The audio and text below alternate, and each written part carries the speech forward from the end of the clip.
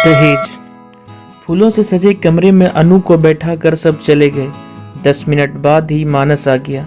जैसे ही मानस पास आया, अनु बेड से उठ खड़ी हुई और गुस्से से पैर पटकती सोफे पर जाकर बैठ गई। मानस ने पूछा, इस गुस्से का कारण? तो अनु फट पड़ी, बोली, आपको बीवी नहीं दहेज चाहिए था।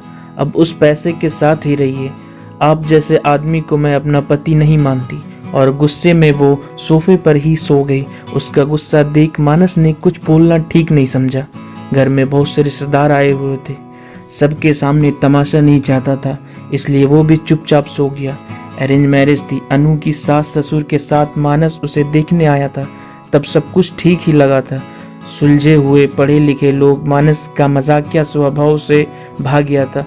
ससुर जी ने उसके पापा से कहा था, हम लेन देन में यकीन नहीं रखते, पर आप अपनी बेटी दे रहे हैं तो हम भी बदले में आपको अपना बेटा सौंपते हैं। आज से मानस को दामाद नहीं बेटा समझिएगा। उनके विचार सुन अनु बहुत खुश हुई थी। स्वाभिमानी अनु को दहेज के नाम से नफरत थी। 2 महीने की सगाई में मानस के व्यवहार से कभी नहीं लगा कि वो लालची होगा। विदाई के लिए तैयार हो रही थी। पास के कमरे से उसके पापा और मानस की आवाज़ आई। पापा मानस के आगे हाथ जोड़े खड़े थे। मैं जल्द ही 3 लाख रुपया दे दूंगा दामाद जी। मानस ने उनके हाथ पकड़ लिया और कहा, ये सब बातें हम बाद में करेंगे पापा, आप विदाई की तैयारी करें और अनु को इस बारे में कुछ नहीं बताएं। अनु ने बस इतना ही सुना और वहां से चल दी।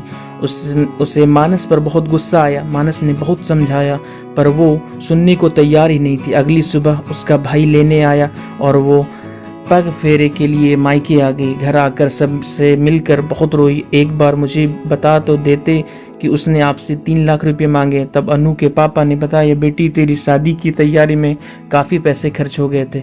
ऐसे में तेरी माँ का इलाज के लिए 3 लाख कैश चाहिए था। मैं लोन लेने सोच रहा था। तभी मानस ने कहा कि वो हॉस्पिटल का सारा खर्च उठाएगा। आखिर वो उसकी भी माँ है। मैंने उसे कहा कि मैं थोड़े थोड़े करके पैसा लौटा दूंगा, पर वो नहीं माना। बोला, अब उन पैसों के बारे में कोई बात नहीं होगी और तुझे ये सब बताने को भी मना किया। वो नहीं चाहता था कि तेरे मन पर किसी तरह का बोझ हो।